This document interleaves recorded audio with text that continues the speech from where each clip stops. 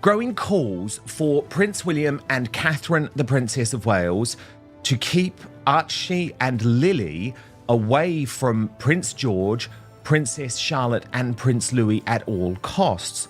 Nothing, as we've seen, nothing about them is unique. Nothing about them is inherently interesting, with the exception of his family. Don't believe a word of it. Harry and Meghan have been spreading stories that he's been reduced to tears. Well, he's very easily reduced to tears. And there's no doubt that he's mentally unstable and that he's a paranoid. Nobody truly believed this apart from Harry, did he? I think he felt, Meghan Markle was no intention really of coming back to the United Kingdom. King Charles has grandchildren he's barely met. This week, they were finally supposed to meet him. Then, days before the trip, it all fell apart. No helicopter, no police protection, no Frogmore Cottage. And insiders say the real reason Archie and Lilibet aren't coming has nothing to do with security at all. Yes, it would be nice. I was saying it's nice for them to get to know each other. But it's been so long, and you don't know if Archie and Lily are civilized, right? They might eat with their toes and, pick things up with their feet. I don't know what's been going on because they've been living on the frickin' compound like children of the corn, and like the hills have eyes, and we never hear from them. For weeks, this trip was being sold as the moment. Prince Harry, back in Britain to mark the one-year countdown to the Invictus Games, and this time, maybe, just maybe, with Meghan and the children finally joining him. It didn't happen. Harry submitted a formal request for police protection. Denied. His team asked about a royal helicopter to move the family around safely. Denied.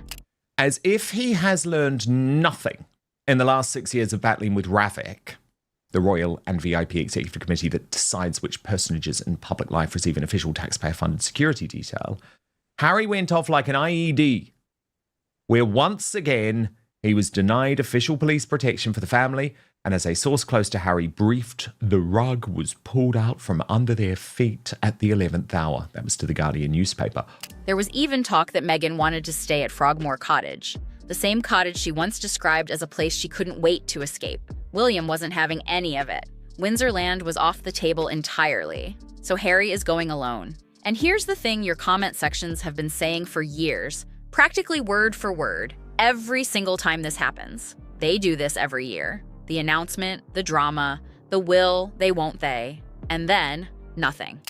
Harry is apparently distraught at the development, which isn't a development at all, but the same stance RAVIC has taken for the last 6 years and was under review again. Until RAVIC gives another verdict, the status quo is unchanged. The baffling thing about both Harry and Meghan is their repeated tendency to make premature announcements before the underlying facts have been nailed down.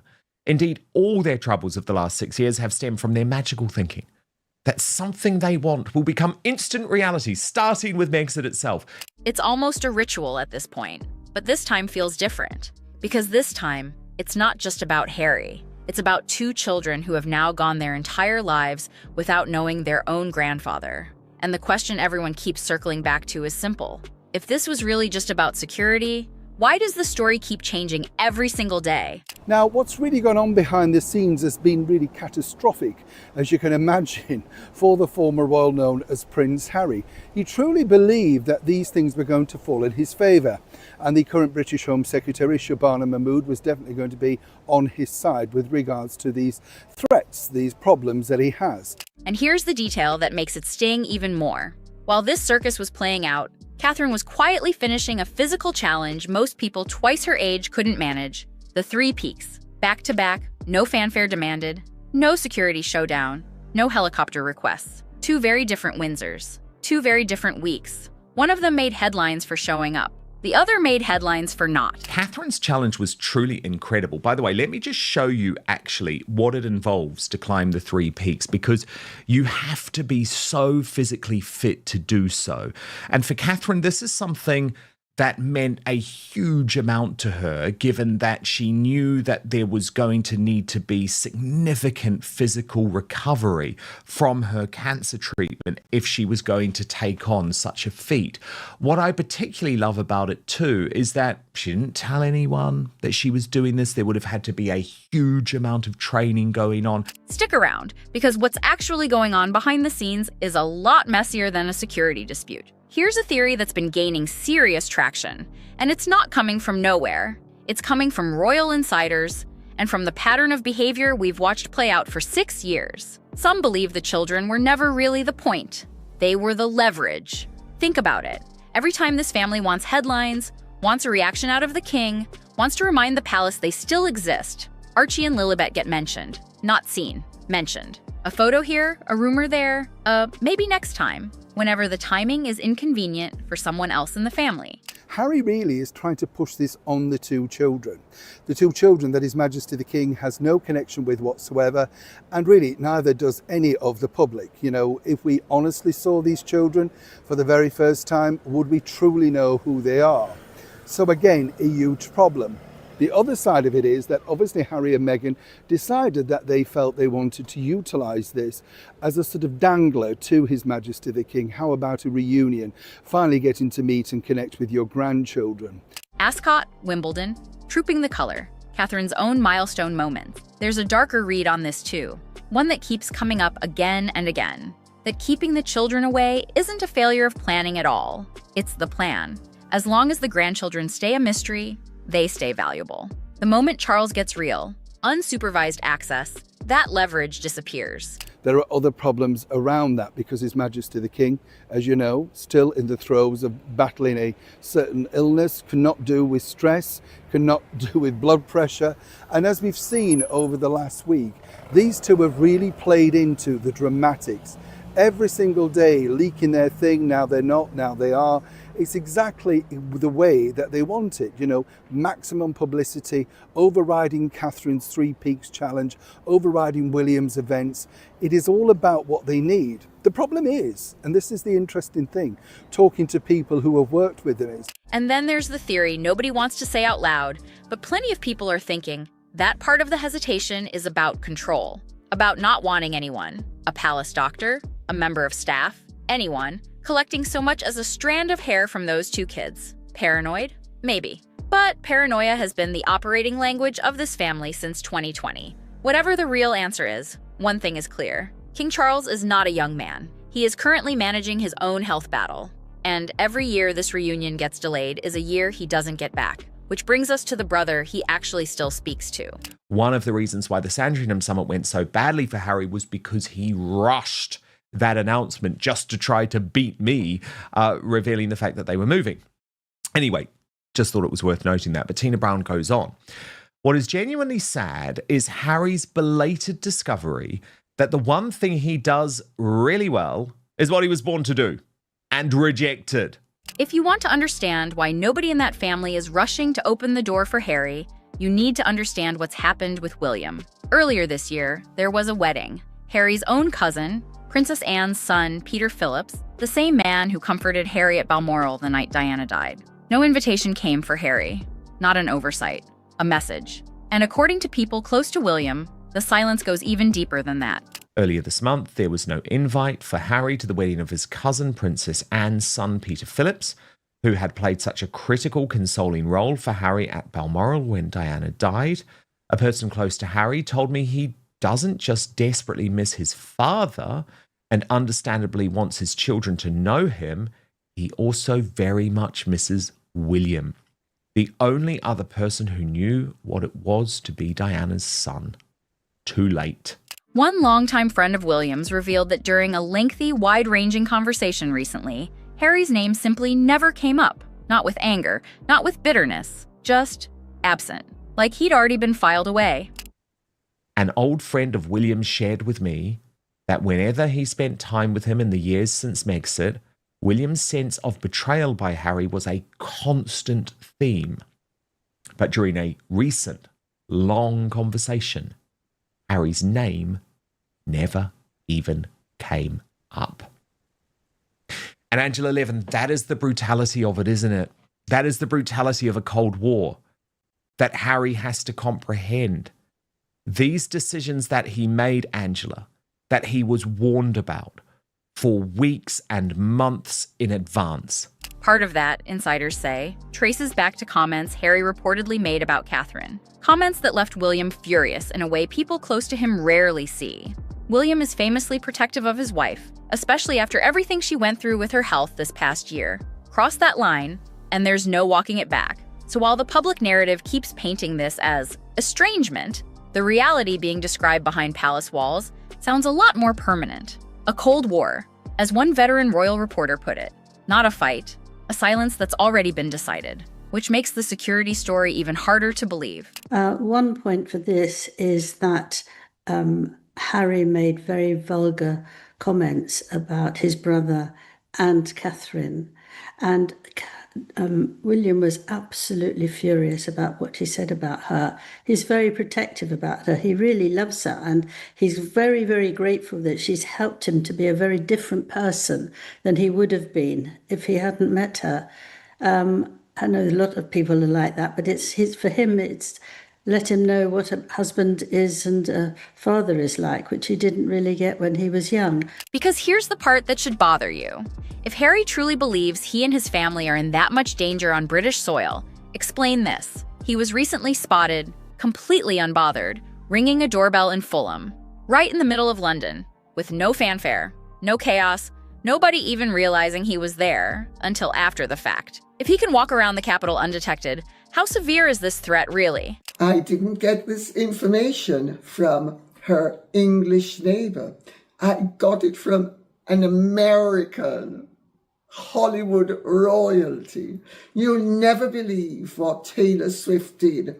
She clearly is extremely clever, and she is clearly extremely vengeful, and those who cross her do so at their peril. 27,000 tears left eye to Blake. Compare that to people who deal with actual, documented threats on a daily basis. Taylor Swift filled Madison Square Garden for her wedding weekend, knowing full well the kind of security nightmare that comes with an event that size. Madonna gets threats from people who've made their intentions terrifyingly clear, and she still shows up to see an art exhibit in Margate without a fleet of blacked-out SUVs. As she said herself, you cannot let people like that control your life. So why is the one place on Earth apparently too dangerous for the Sussex family, the one place their own family lives? Taylor Swift is somebody who evidently will not allow anybody to get away with crossing her. And she evidently is beyond furious with the way that Blake Lively seduced and manipulated her for a period of years, to such an extent that she evidently is godmother to 3 of the 4 children. And when she realized that she was being exploited, she withdrew. And what did she do? The ultimate revenge? That contradiction is exactly why so many people on both sides of the Atlantic have stopped taking the security claims at face value. And it's exactly why Invictus, the one thing Harry can't afford to walk away from, is under more pressure than ever. Here's something that doesn't get talked about enough. Harry showing up in person for Invictus isn't optional. It's contractual. In every sense but paper. Sponsors were promised him. Funding was built around him. A pre-recorded video from his porch in Montecito would not cut it, and everyone around that event knows it. What Harry doesn't seem to understand is that anybody who is not an addict and who knows about addiction, once they understand how to deal with the addict, it usually involves 12-step procedures. Loving detachment. In other words, you can love the person and you're not indifferent, but you have removed all emotion from the equation. Which means the man who claims his own safety is at risk is still required to show up in the flesh. Because without him, the money doesn't move. That's created a growing chorus of people asking an uncomfortable question. If Harry's own account of the threats against him is accurate, doesn't that put every veteran and volunteer standing next to him at risk too? It's the kind of question that's hard to unhear once you've heard it. And it's the same question that's now fueling calls, loud, repeated calls, for Invictus to quietly find its next patron before 2027. It is said that anybody who is an addict stops growing emotionally at the point of addiction. Now, Harry started ingesting weed when he was an early teenager. He's never stopped. There have been studies showing what weed does, especially weed of today, because weed of today isn't like the weed of my day where it was pure. Nowadays it's cut with all sorts of things, but whether it is or isn't, it certainly does affect you, your progression emotionally. But if Invictus is uncomfortable territory for Harry right now, it's nothing compared to where things stand 3,000 miles away. Before we get to Hollywood, there are two moments worth sitting with, because they show just how much the public mood has actually shifted. The first happened at Wimbledon, of all places. According to reports at the time, Meghan had people who'd paid for their seats quietly moved so she could be accommodated where she wanted to sit. It didn't go unnoticed, and it reportedly didn't sit well with the people who actually run that event, with some suggesting she's not exactly first on the guest list for next year. But they were stipulating that they had to have basically Harry turn up in the flesh. There's a reason for this. They need money, and they need a lot of it. They need a lot of sponsors, and some of this has already been government funded. For him to just post a porch video wouldn't be enough. And what's interesting also regarding this is that Harry himself, according to my source, will be absolutely steaming that he has to now turn up alone, because again, it's another big event that he has to carry. Markle will back and forth with this, she may turn up, she may not turn up. The only reason she may turn up is because she wouldn't mind a new connection with Earl Spencer. The second is even harder to walk back, because it didn't come from a tabloid. It came from a cartoon. South Park's Privacy Tour episode took direct aim at the couple's brand of loudly demanding privacy while doing press about it. And it landed so hard that fans still bring it up as the moment the cultural tide genuinely turned. For years, criticizing this couple got you labeled as something ugly. That episode is widely credited as the point where people finally felt safe, laughing instead. Small moments. But put them together with everything else, and you start to see a pattern. A couple that keeps miscalculating exactly how the public is going to react to them. Which brings us to the biggest miscalculation of all. There are people that are set to track him throughout the entire stay. Where's he staying? Who's he meeting? What's he doing? What's interesting though is, and this is the captivating bit, when he lost his chance for security, one of the things that they highlighted in the report, which I've been lucky enough to have a peruse over, is the fact that that doorbell situation where he was spotted with pressing looking for a friend, well, nobody knew he was there other than his own security people, right, who drove him there. Because while all of this was unfolding in Britain, something else was happening in Los Angeles. And it's arguably even more damaging. When Harry and Meghan first landed stateside, the goodwill was enormous. Real, measurable enthusiasm. That number has cratered.